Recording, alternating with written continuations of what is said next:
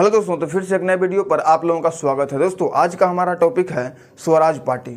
मतलब दोस्तों कि स्वराज पार्टी के बारे में संपूर्ण अध्ययन करेंगे।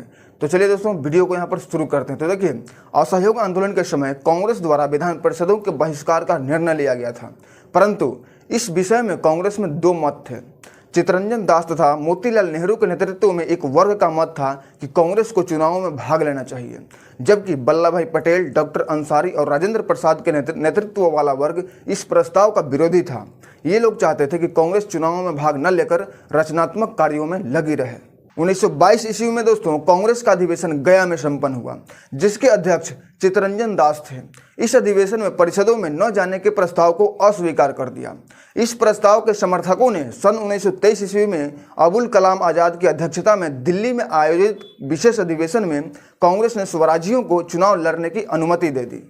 स्वराजियों ने दोस्तों केंद्रीय परिषद की 101 सीटों में से 42 सीटों पर विजय प्राप्त की। स्वराज पार्टी को मध्य प्रांत में लगभग स्पष्ट बहुमत मिला। बंगाल में सबसे बड़े दल एवं उत्तर प्रदेश व बंबई में व्यापक सफलता मिली।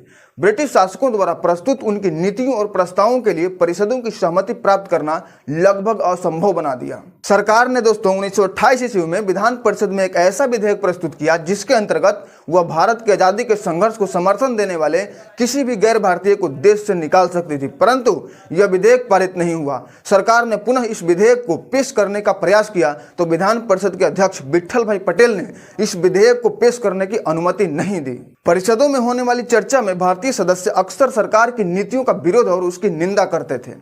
फरवरी 1924 ईस्वी में गांधी जी जेल से रिहा हुए और रचनात्मक कार्यक्रम को बढ़ावा दिया, जिसे कांग्रेस के दोनों गुटों ने स्वीकार किया था। रचनात्मक कार्यक्रम के सबसे प्रमुख घटक थे खादी का प्रचार, हिंदू मुस्लिम एकता को मजबूत बनाना और अस्पृश्यता को दूर करना।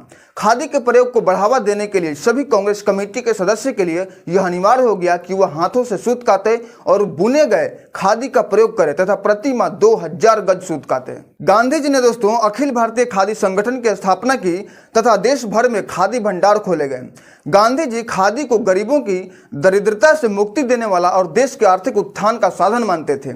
इसने आजादी के संघर्ष के संदेश को देश के प्रत्येक हिस्सों में, विशेषकर ग्रामीण क्षेत्रों में पहुंचाने में योगदान दिया। चरखा दोस्तों आजादी के आंदोलन का प्रतीक बन गया। आजादी के प्रथम वास्तविक जन आंदोलन में किसानों ने बड़ी संख्या में भाग लिया।